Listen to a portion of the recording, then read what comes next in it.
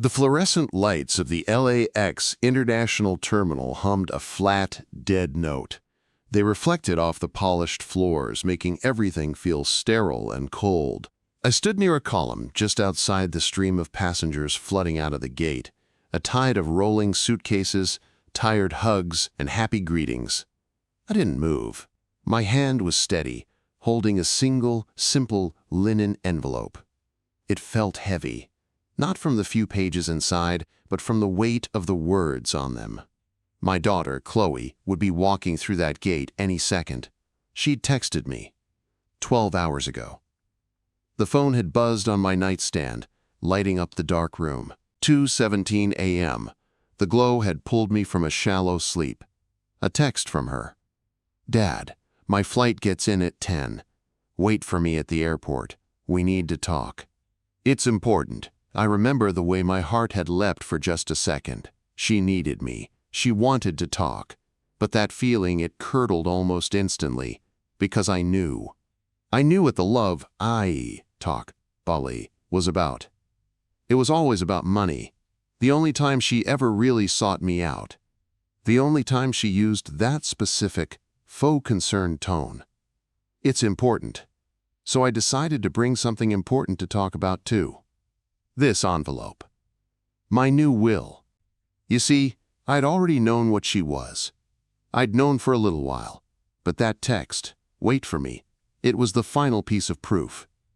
The final, perfect piece of evidence I needed to execute a plan I'd already set in motion. It was the trigger, and now I was here, waiting. Just like she asked. I saw her before she saw me. A flash of blonde hair. A loud, bright laugh that cut through the airport noise. She was arm in arm with Mark, her fiancé. They looked like they'd just stepped off the cover of a magazine, not a red-eye flight. She was glowing, whispering something in his ear that made him throw his head back and laugh. They were so pleased with themselves, so utterly, completely satisfied. They hadn't a clue in the world. I just watched them for a moment, taking in the performance. This was the happy couple, returning home, coming to see dear old Dad. My stomach was a tight knot, but my breathing was calm. I'd made my peace with this. Well, not peace. That's not the right word. I'd made my resolve. This was a surgical strike. Precise. Calculated. Designed to target the very core of her being. Her entitlement. Her greed. The image she presented to the world. I was about to shatter all of it. Right here in this brightly lit, public place. With this envelope, she finally spotted me. Her face lit up with this brilliant, practiced smile. It was a smile I'd seen 1,000 times. The "I'm about to ask for something expensive" smile. She disentangled herself from Mark and started walking towards me, her arms opening for a hug. "Dad, you're right here! You got my text!" Her voice was all warmth and light. She moved in to hug me, but I took a small, subtle step back. Just enough. Her arms faltered. Her smile didn't quite disappear, but it flickered. Confusion flashed in her eyes. I didn't say a word. I just held up the linen envelope between us, a barrier. Her eyes dropped to it. "What's that?" she asked, her voice losing a little of its shine. Mark stepped up beside her, his arms snaking protectively around her waist. His expression was cautious. He could sense the shift in the air, the change in temperature. I looked at my daughter, my only child. I saw the woman she had become, and I felt nothing but a cold, clear certainty. "You said we needed to talk, Chloe," I said, my voice even, calm. It didn't sound like my voice. It sounded like a judge's. "You said it was important." I tapped the envelope against my palm. "So I brought something important to talk about." She blinked. The smile was completely gone now, replaced by a wary frown. "Is that paperwork? Dad, what is going on? We just got off a plane." "I know," I said. "I got your text at 2:17 in the morning. Wait for me at the airport." So I did. I've been waiting. I've been waiting for a long time, if I'm honest. The confusion on her face was starting to morph into something else. Annoyance. Impatience. The act was crumbling. What are you talking about? This is weird. Can we just go get coffee? We have some really big news. I bet you do, I said, a small, cold smile touching my lips. I have news too. I slid a single page partway out of the envelope. I made sure she could see the bold black letters at the top. Last Will and Testament of Arthur J. Reed. Her eyes locked onto it. Her face went pale. The color just drained away. Right there in the middle of the terminal, Mark's grip on her waist tightened. "Arthur, what is this?" he said, his voice low, a warning. I kept my eyes on Chloe, on my daughter. "This," I said softly, "is what we need to talk about. This is why you wanted me to wait, isn't it?" The smell of sawdust, that's what home always smelled like to me. Not cookies baking or fresh laundry. Sawdust. It clung to my clothes, my hands, my hair. It was the smell of work. The smell of building something from nothing. I started with a beat-up truck, a second-hand toolbox, and a loan from the bank that kept me up at night sweating. Arthur Reed Construction. I painted the name on the side of the truck myself. It was crooked. Sarah, my wife, she just laughed and said it had character. She believed in that character. She believed in me. We'd lie in our tiny apartment on that old mattress on the floor, and she'd trace the calluses on my hands. "You're building us a future, Art," she'd whisper. "A real future." And I did. One nail, one board, one house at a time. The business grew. The crooked letters on the truck got replaced with a proper logo. The apartment became a small house with a yard. And then Chloe, our miracle. Sarah would hold her in the rocking chair by the window, sunlight catching the dust motes in the air, and she'd sing to her. Some old, soft song her own mother used to sing. That was the real wealth. That right there. The three of us. That was the empire I was building for. Then the cancer came. It didn't roar. It whispered. A tiredness she couldn't shake. A pain that wouldn't go away. It stole her from us piece by piece, until all that was left in that hospital bed was a ghost of the woman who used to sing in the sunlight. The last thing she ever said to me, her hand so light it was like holding a bird, was, "Take care of our girl, Art. Make sure she knows how much I loved her." The silence in the house after she was gone was a physical thing. It was heavy. It pressed down on you.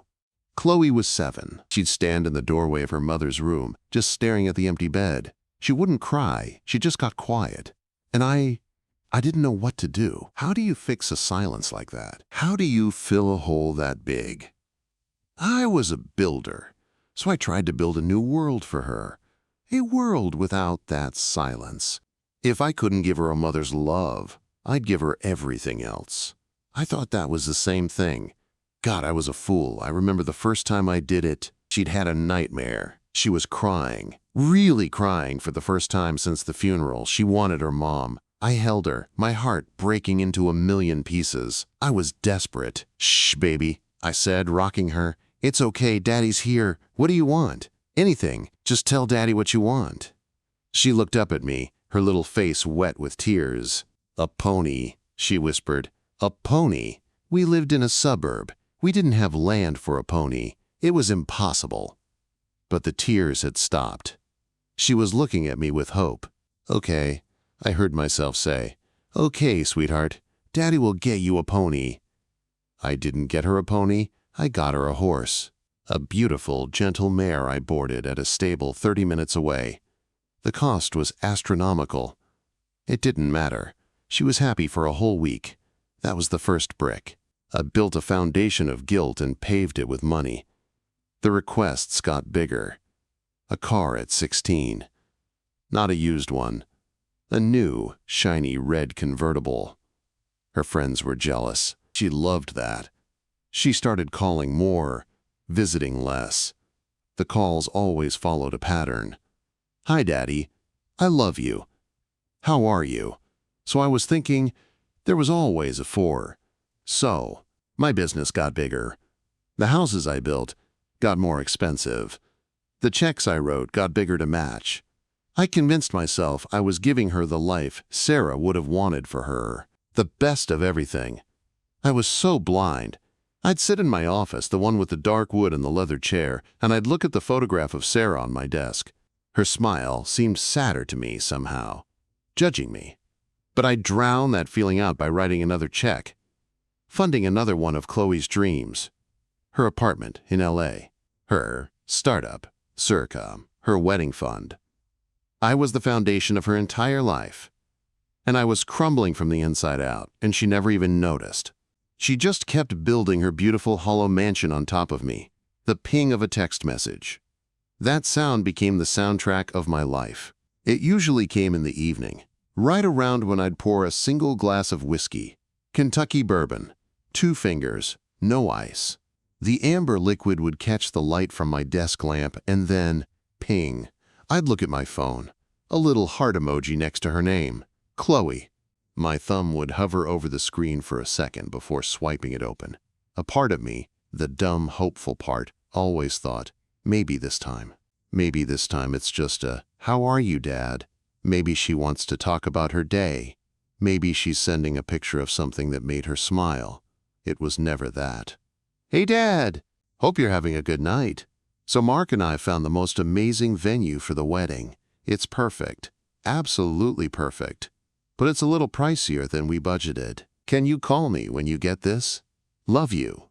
The "love you" was always the period at the end of a request, a transaction. I'd take a slow sip of the whiskey. It burned going down. I'd look at the photograph of Sarah on my desk.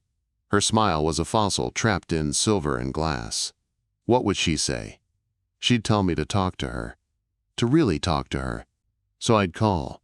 "Dad! Hi!"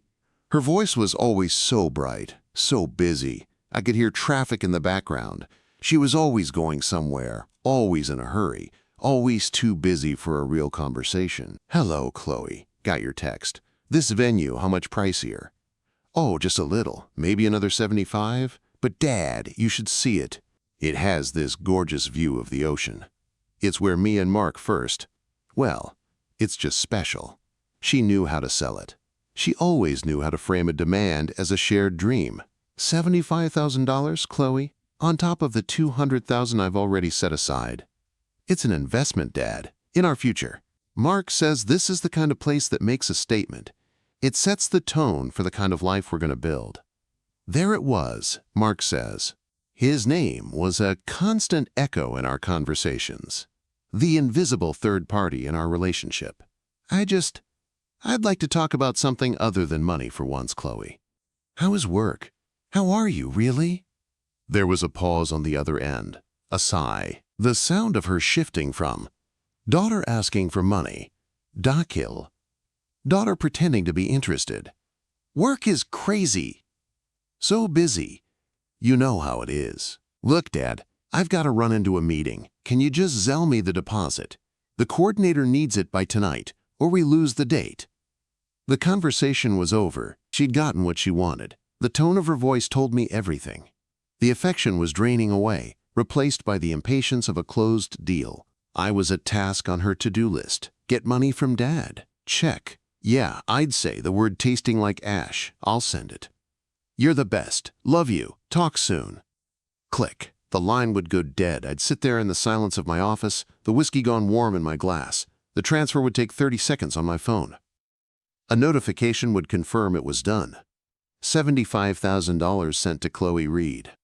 I'd look out the window of my house, the house I built with my own hands, and I'd look at the city lights of Los Angeles twinkling in the distance. Somewhere out there, in some sleek high-rise apartment that I paid for, my daughter was celebrating, and I was just sitting there, alone, the personal ATM, the quietest, most reliable machine in her life. I started to notice things. The patterns became clearer, sharper. The calls only came when she needed something. The visits home had stopped completely. It's just such a long drive, Dad, and I'm so swamped with the startup. The startup. That was a constant, nebulous drain. There was never a product, never a business plan I could see, just a constant need for capital. Angel investors, she'd call them. I was the only angel I knew about. and my wings were getting tired. One night, I tried to push back. It was about the prenup. My lawyer, a sharp old buzzard named Gerald, had insisted. "Arthur, you have to protect what you've built, for her sake as much as yours." When I brought it up, the reaction wasn't just dismissal, it was venom. "A prenup? Dad, how could you? Don't you trust me? Don't you trust Mark? This is so insulting. He's going to be your family." Her voice was sharp, laced with a hurt that felt performative. "It's not about trust, Chloe. It's about being smart. It's business." "This isn't business," she snapped. "This is my life. God, you just don't get it. You never get it. You think everything is a transaction." The irony was so thick it could have choked me. She was the one treating everything like a transaction. She hung up on me. The silence she left behind was different this time. It wasn't just empty. It was angry. It was then I felt the first real cold trickle of doubt. Not just sadness, but suspicion. What was this all for? What was she really building with all my money? And more importantly, who was I really funding? The doubt became a constant, low hum in the back of my skull. A tune I couldn't shut off. It was there when I woke up. It was there in the quiet of my office, buzzing underneath the sound of the grandfather clock in the hall. "You never get it. You think everything is a transaction." Her words kept echoing. The anger in them felt rehearsed, like a line she'd been fed. I thought about Mark, his too perfect smile. The way his eyes always did a quick, calculating sweep of a room, pricing out the furniture, the art, the people. He was a speculator, and my daughter had become his favorite investment. I couldn't sit in the silence anymore. I had to see, I had to know. I told myself I was going to surprise her, drop by her apartment with lunch from that expensive Italian place she liked. Maybe we could actually talk. No phones, no Mark, just us, a father and his daughter. It was a pathetic, hopeful lie, and I knew it even as I was driving into the city, the takeout bag sitting on the passenger seat like a peace offering. Her building was a glass tower that speared up into the smoggy LA sky. Valet parking. A doorman in a ridiculously ornate uniform. I nodded at him, my work boots feeling out of place on the polished marble floor. The elevator was silent, shooting me up to the 24th floor. The hallway was quiet, carpet so thick it swallowed the sound of my footsteps. I found her door. 2407. I took a breath, rearranged my face into a smile, and raised my hand to knock. And then I heard it. Laughter. Her laughter. But not the bright, performative laugh she used on me. This was something else. Lower, colder, sharper. It was followed by a man's laugh. Mark's. They were home. My hand froze an inch from the door. The door wasn't fully closed. It was open, just a crack. Maybe the latch hadn't caught. A sliver of the apartment was visible. A modern, sterile living room. All white furniture and cold steel. A place that looked like a magazine spread, not a home. I shouldn't have. I know I shouldn't have. But I stood there. I didn't knock. I just listened. And he actually said yes. Mark's voice, clear as day. Just like that? Of course he did. Chloe's voice, dripping with a casual contempt that made my blood run cold. I told you. He's guilt-ridden. It's like taking candy from a very old, very sad baby. A beat of silence. My heart was hammering against my ribs. I felt a cold sweat break out on the back of my neck. The beach house, though, Chloe. $1.5 million. That's, even for him, that's a big ask. You told him it was for the startup? I told him it was a can't-miss investment. He doesn't know what a startup is. He thinks an IPO is a type of beer. He just signs the checks. He always signs the checks. Mark laughed again. It was an ugly, grating sound. Your personal ATM. I still can't believe it. Why do you think I keep him around? Once the wedding is over and he pays for the whole circus, that's it. We're set. We can stop pretending to care about his boring stories and his sawdust-smelling house. The words were physical blows. Each one landed deep. Personal ATM. Very old, very sad baby. Pretending to care. I felt dizzy. I put a hand against the cool wall to steady myself. The takeout bag felt like 100 pounds in my other hand. I was the fool. The pathetic, lonely old fool. Then Mark spoke again, and his tone changed. It got lower, more serious. "And you're sure about the other thing? The power of attorney? After the wedding?" My breath caught in my throat. "Positive," Chloe said, her voice flat, decisive. "He's getting forgetful. I'll have my lawyer draw up the papers. I'll tell him it's just to help me manage his estate while he's still alive, to avoid taxes or some other boring crap. He'll sign it. He signs everything I put in front of him, then we won't have to ask for anything ever again. We'll just take it." The world narrowed to that crack in the door. The cold air from their apartment washed over me. I could smell their expensive coffee, their designer candles. It smelled like betrayal. It was so much worse than I had ever imagined. It wasn't just greed. It was a cold, calculated plan for a total takeover. They weren't just draining the account, they were planning to steal the entire bank and then lock the old manager out. Power of attorney. They were going to make me a guest in my own life, a prisoner in my own wealth. I heard the clink of a glass. "To us," Mark said. "To us," Chloe echoed. And to not having to wait much longer. I didn't move. I couldn't move. I stood there in that silent, carpeted hallway, a ghost at my own funeral. The laughter started up again from inside the apartment. It didn't sound human anymore. It sounded like animals. I looked down at the bag of food in my hand. A stupid, sentimental gesture from a stupid, sentimental old man. I turned around. I walked away. I left the bag of food sitting right there in the middle of the hallway. Let someone else have it. Let someone else have the illusion. I took the elevator down. I walked through the glittering lobby. I got in my truck. I sat there for a long time, just staring at the steering wheel.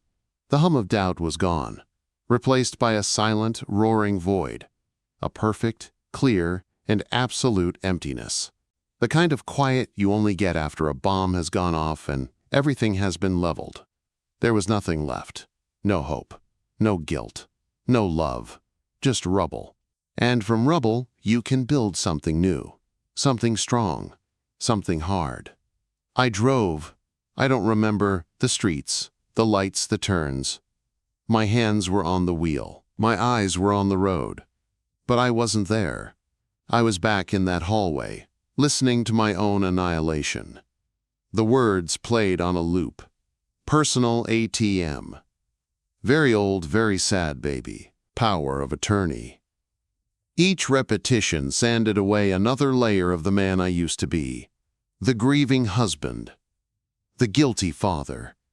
The human checkbook. That man was gone, left in a puddle on the polished marble floor of that apartment building. What was left was something colder, sharper. A tool, not a person. An instrument of justice. My grief had been a swamp, pulling me down for years. Now it had flash frozen into a sheet of black ice. It was dangerous. It was solid. And it was finally something I could walk on. I didn't go home. Home was a museum of my own failure. The empty chair where Sarah should have been. The photographs of a daughter who didn't exist. I couldn't face those ghosts. Not yet. I drove to a part of the city that was all function, no sentiment. A grid of low, unassuming buildings, housing accountants, import/export firms, and law offices. I pulled into the lot of a beige, 2-story building. Gerald Wexler, Esquire, Estate Law. The letters were faded on the window. Gerald had been my lawyer since I was a young man with a crooked sign on a truck. He'd drawn up the incorporation papers for Arthur Reed Construction. He'd handled Sarah's will. He knew my entire life story. He was the only person I could talk to. The receptionist knew me. She gave me a small, sad smile and waved me back without a word. Gerald's office was a time capsule. Dark wood paneling, green glass lamp on the desk, shelves overflowing with thick leather-bound books that actually smelled like old paper, not air freshener. He looked up from a document, his reading glasses perched on the end of his nose. He took one look at my face and slowly took the glasses off. "Arthur," he said. His voice was a dry rustle, like leaves. "I wasn't expecting you. What's happened?" I didn't sit down. I stood in the middle of his office. my hands hanging at my sides. I felt like I was made of stone. "I need you to draw up a new will, Gerald."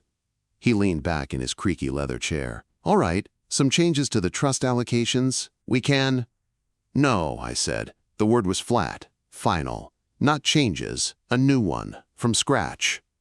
He frowned, steepling his fingers. "From scratch? Arthur, your current will leaves the business, the properties, the liquid assets, everything, to Chloe, with a few charitable bequests. It's straightforward." "It's void," I said, my voice still that same, dead calm. "I am revoking it. Today." The frown deepened. He knew me. He heard the tone. This wasn't a whim. "Son, talk to me. What is this about? Did you and Chloe have a fight?" I almost laughed. "A fight? That would require two people who cared enough to argue." "I finally listened," I said. "I finally heard what she really thinks of me, what she's been planning." I told him. I didn't shout. I didn't get emotional. I recited it like I was reading from a police report. The conversation I'd overheard. Word for word. The beach house. The personal ATM. The power of attorney. As I spoke, Gerald's face grew still. The professional mask of the lawyer slipped away, replaced by something older. Something like sorrow. And then, something like anger. When I finished, the only sound in the room was the faint hum of the lamp. He was silent for a long time. He looked down at his desk, at the neat stacks of paper that represented other people's lives, other people's families. He sighed, a heavy, weary sound. "I see," he said finally. He looked up at me. His eyes were sharp. "What is it you want to do?" "I want it all gone," I said. "Every last cent. I want her to get nothing, not a single dollar. Not the business, not the houses, not the stock, nothing." He nodded slowly, processing. "We can do that. We can disinherit her. The law's clear on that. You have every right. We'll leave it all to charity, the Sarah Reed Foundation. We can expand its scope. We'll make sure it's ironclad. She won't be able to challenge it." "Make it so she wouldn't get a dime, even if she could challenge it," I said. "Drain the accounts, put liens on the properties. I don't care. I want it to be a hollow victory if she even tries." A faint, grim smile touched Gerald's lips. "That's my job. I can make it a fortress." He picked up a pen. "This is a permanent decision, Arthur. You understand that? Once this is signed and witnessed, it's done." I looked at him. I thought of Sarah's photograph on my desk. I thought of her last words. "Take care of our girl." This was taking care of her. It was the hardest, cruelest, most loving thing I could possibly do. It was the first real parenting I'd done in 20 years. "I've never been more sure of anything in my life, Gerald. She doesn't want a father. She wants an executor. So that's what I'm going to give her. The executor of an estate that no longer exists." Gerald held my gaze for a moment longer, then gave a single, sharp nod. He pulled a fresh legal pad toward him. The scratch of his pen was the only sound in the room. It was the sound of a door slamming shut, the sound of a lock turning. It was the most satisfying sound I'd heard in years. The text came in at 2:17 a.m., exactly 12 hours before her flight landed. The buzz was like a starter's pistol. My phone lit up the dark of my home office. I'd been sitting there for hours in the dark, waiting, not hoping she wouldn't send it, knowing she would. The screen glowed. "Dad, my flight gets in at 10. Wait for me at the airport. We need to talk. It's important." I picked up the phone. The words were so perfectly, predictably her. The false urgency. The implied intimacy. Wait for me. It was her summoning the faithful old hound. She expected me to be there, tail wagging, checkbook in hand, ready for my next command. I typed my reply. 2 words. Of course. The perfect, obedient response. The response she expected. The response that would lull her into her final, triumphant sense of security. She was probably on the tarmac already, taxiing for takeoff. She'd get my message in the air. She'd read it, and she'd smile that cold, satisfied smile. She'd squeeze Mark's hand. "See?" she'd think. "I told you. He's right where I want him." I stood up. The plan was already laid out in my mind, step by meticulous step. This was the execution. This was the build. First, the shower. I let the hot water scald my skin, washing away the last traces of the sleepless night. I wasn't washing away doubt. I was warming up the machine. I shaved with a straight razor, the blade scraping away the gray stubble with surgical precision. Every movement was calm, deliberate. I walked to my closet. I bypassed my usual flannel and denim. I went to the very back. My one good suit. A charcoal gray wool suit I'd had tailored for Sarah's funeral. I hadn't worn it since. I put it on. The fabric felt strange against my skin. Heavy. Formal. It was my armor. My uniform for this final mission. I knotted a simple black tie. I looked at myself in the mirror. I didn't see a grieving father. I saw an executor, a man of business here to settle a final account. Next, the document. I went to my desk. The new will. Gerald's paralegal had dropped off the final witnessed copies an hour ago. I took one of them. I didn't need the whole thing, just the first page. The one with the most important lines. I, Arthur James Reed, hereby revoke all prior wills and codicils, and my daughter, Chloe Reed, shall receive no share of my estate of any kind. For reasons known to her and to me, I fed the single page into the printer. The machine hummed, and the laser laid down the words that would end her world. I slid the page into a simple, thick linen envelope. It felt weightless, and yet it contained the sum total of my life's work. It contained the future she thought was hers. I picked up my keys. The drive to LAX was a silent procession. The pre-dawn streets were empty. The city was still asleep. My headlights cut through the gloom. I didn't turn on the radio. The only sound was the hum of the tires on the pavement and the cold, clear narrative running through my head. I wasn't Arthur Reed, the betrayed father, anymore. I was a fact. I was a consequence. I was the final number in a long column of numbers she had chosen to ignore. I parked in the short-term garage. I didn't rush. I checked my watch. 9:15 a.m. Plenty of time. I walked through the automated doors into the bustling chaos of the international terminal. The noise hit me like a wall. Announcements in a dozen languages. The rumble of suitcase wheels. The chatter of 1,000 reunions and goodbyes. I found my spot. A pillar near the exit of her gate. A perfect vantage point. I could see the doors where the passengers would emerge. I leaned against the cool concrete, the linen envelope held loosely in my hand. I waited. I watched the arrivals board. Flight 807 from New York. Status. Landed. My heart was steady. My breathing was even. This was it. The final scene. I saw a family greet their grandparents. Tears and laughter. I saw a businessman hurry past, phone to his ear. This was a stage, and everyone was playing their part. And I was the lead actor in a tragedy I had finally decided to rewrite into a justice play. I saw them before they saw me. A flash of blonde hair. His arrogant stride. They looked refreshed, triumphant. They were coming home from a victory lap they hadn't even run yet. They thought the trophy was already waiting for them. They had no idea the trophy had already been melted down for scrap. I watched them walk, caught up in their own private joke. I watched her scan the crowd, looking for her old, sad daddy, her personal ATM, ready to dispense one last, massive withdrawal. Her eyes found mine. The brilliant, fake smile lit up her face. The performance began. She started walking toward me, arms opening for the hug that would be the opening act of her negotiation. The hug that would soften me up. I didn't move, I just watched her come. I held up the envelope.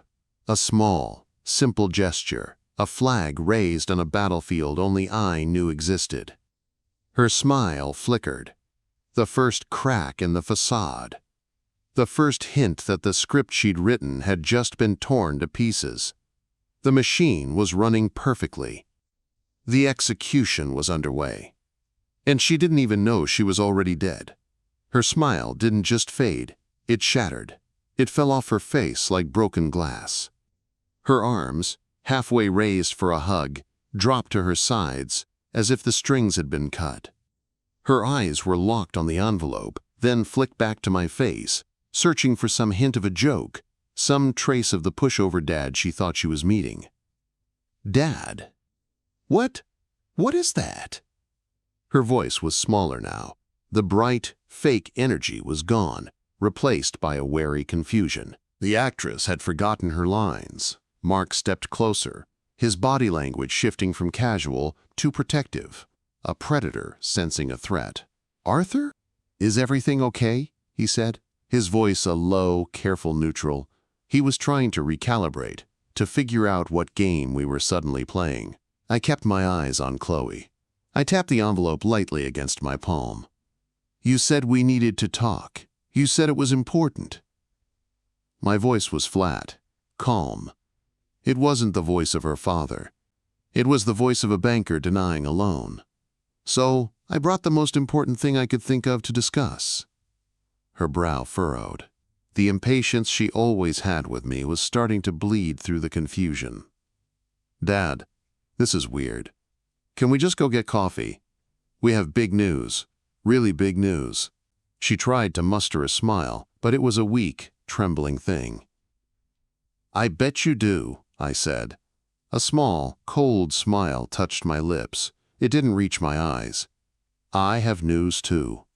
I slowly, deliberately slid the single page partway out of the envelope. I made sure the bold, black letters at the top were the first thing she saw: Last Will and Testament of Arthur J. Reed. Her eyes widened, her mouth opened slightly, but no sound came out. The color drained from her face, leaving a stark, pale mask of foundation. She looked like she'd been slapped. Mark saw it too. His arm tightened around her waist. "What the hell is this, Arthur?" he snapped, the careful neutrality gone, replaced by a sharp, defensive anger. "This is a sick joke." "It's no joke," I said, my voice still that same, infuriatingly calm monotone. I kept my gaze on Chloe. "This came to my lawyer yesterday, after I got your text. The one you sent at 2:17 a.m., wait for me at the airport, so I did, and I brought this." Chloe found her voice. It was a thin, reedy thing, choked with a panic she was trying desperately to control. A new will? Why would you— Dad, what are you talking about?" Her eyes were pleading now. The performance had shifted to desperate damage control. "It's very simple," I said, as if explaining something to a child. "It states that upon my death, my entire estate, the business, the houses, the investments, the liquid cash, everything, it all goes to the Sarah Reed Foundation. It helps underprivileged kids learn a trade, get a start. It doesn't go to you." The words hung in the air between us. The noise of the airport, the announcements, the crowds, seemed to fade into a distant roar. I watched the meaning of the words detonate behind her eyes. The total, absolute disinheritance. The complete and final revocation of her birthright. "No," she whispered. The word was a breath. Then it grew stronger, fueled by a rising tide of disbelief and fury. "No, you can't do that. That's my money. That's my future." Her voice was rising, attracting glances from passing travelers. Mark tried to shush her, his own face a mask of stunned fury. "It was my money," I corrected her softly. "And I can do with it what I want, and I no longer want you to have it." "Why?" she shrieked. The mask was completely gone now. Raw, entitled rage was all that was left. "Because I asked you for help? Because I'm getting married? Is that it? You're punishing me for having a life?" I looked at her, really looked at her. At the woman my guilt and money had built. And in that moment, I didn't feel victory. I didn't feel the cold satisfaction I thought I would. I felt a grief so profound, it was like a physical hole opening up in my chest. This was my daughter, my little girl, and I was watching her break apart in front of me in an airport because I was taking her money away, The revenge was perfect. It was exactly what she deserved. And it was the most tragic thing I had ever done. "The only joke," I said, my voice barely above the airport noise, but cutting through her hysterics like a knife, "was me thinking I could buy your love. The show is over, Chloe. The account is closed." I turned. I didn't wait for another word. I didn't wait to see the full meltdown. I just walked away. I left them standing there, in the middle of the terminal, surrounded by the oblivious flow of humanity. I heard a choked, strangled sob behind me. It might have been my name. I didn't stop.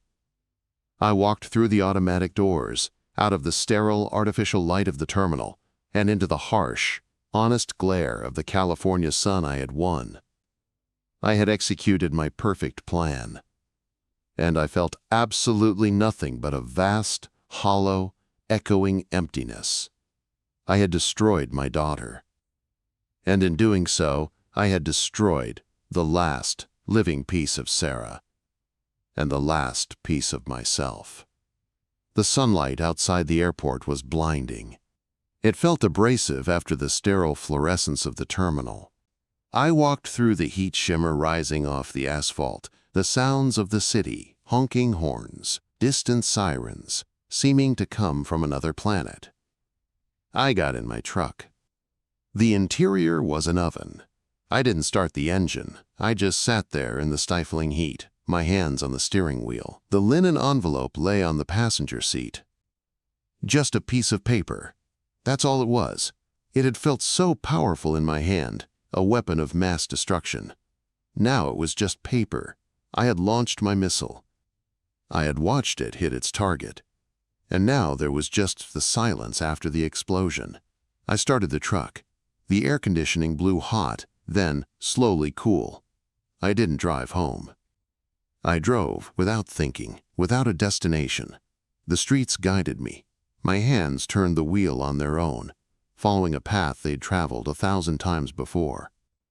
I found myself on the old, winding road that led up into the hills. The road got quieter. The manicured lawns and sprawling houses gave way to wilder, drier land. And then I saw the iron gates, Oak Grove Memorial. I pulled into the familiar lot, the gravel crunching under my tires. The place was quiet, still. The only sound was the wind whispering through the ancient gnarled oak trees that gave the place its name. I knew the path by heart. Left at the main fork, past the angel statue with the broken wing, up the slight incline. The grass was dry under my feet. The headstone was simple. Dark granite, Sarah, Elizabeth Reed. Beloved wife and mother. There were fresh flowers in the vase. Lilies. Her favorite. I must have put them there a few days ago. It felt like a lifetime. I stood there for a long time, just looking at her name. The sun warmed the back of my suit jacket. I could still smell a faint trace of Chloe's perfume on the fabric from when she'd almost hugged me. A final, ghostly reminder. "I'm sorry, Sarah," I said. My voice sounded rough, unused. It broke the sacred silence of the place. "I failed her. I failed you." I let out a long, shaky breath. The cold resolve that had carried me through the last 12 hours was finally cracking. The emptiness inside began to fill with something else. A deep, aching sorrow. Not for me. Not even for Chloe. For the loss of it all. The beautiful, broken dream of our family. I thought I was giving her everything. I was just building a monster. I gave her everything she wanted and nothing that she needed. A bird landed on a branch nearby, tilting its head at me. It chirped once, then flew away. The wind picked up, rustling the leaves. It sounded like a sigh. "I did something today, Sarah. Something final." I swallowed hard. I thought it would feel like justice. I thought I'd feel strong. I just feel old and tired. I reached out and touched the cool, rough granite of her headstone. The stone was real. Solid. It was the only thing that felt real anymore.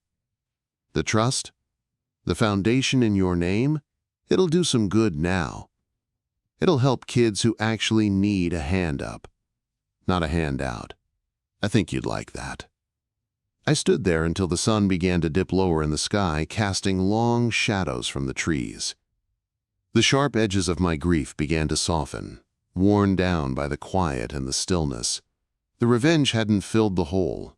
It had just made it different. But this felt closer to something. Not happiness, not peace, maybe just acceptance. I finally turned to leave.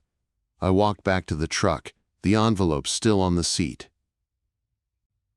I didn't look at it. I drove back down into the city as the lights began to come on. The world was moving on. My phone was silent. No calls, no texts. The silence was permanent now. And I knew, somehow, that I had to learn to live inside it. Sometimes, the hardest wait is the wait for someone to change. You keep hoping, you keep giving, you keep looking for a sign that the person you love is still in there somewhere. You wait for them to become who you know they could be.